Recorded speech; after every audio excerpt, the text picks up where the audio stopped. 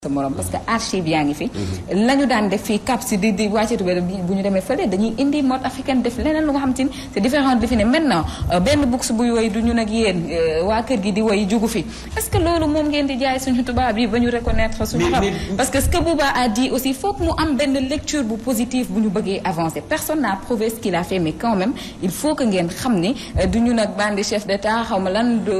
ni nga yendoo di ko yeewoo xam nga loolu c'est ici pour yow du loolu mooy jaay au niveau international dama lay jox benn exemple même fii Sénégal ah tey boo jëlee books ne ko kaañ dem Matam je sais qu'il va changer conducteur am boo jëlee books ne ko kaañ dem Kaolack day changer conducteur am bu dee Dakar la ñuy joué ñëwal Boy Town Show le 5 il va changer c'est-à-dire foo dem ci àddina bi am na noo fa war a présenter woo aujourd'hui Nike lu marque bi dafa signé benn dafa signé ak Sen Kumpa à l'époque su ma juumul ban année la woon.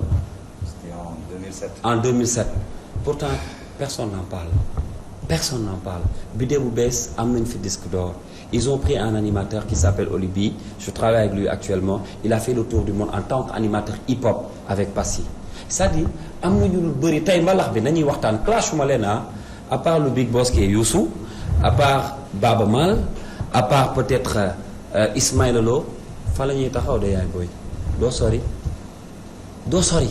et le hip-hop aujourd'hui kër gi il fait le tour du monde Japon Chine en 2015 ci beneen genre en 2014 avec ce même album Encyclopédie ils ont fait Chine Japon Belgique Danemark etc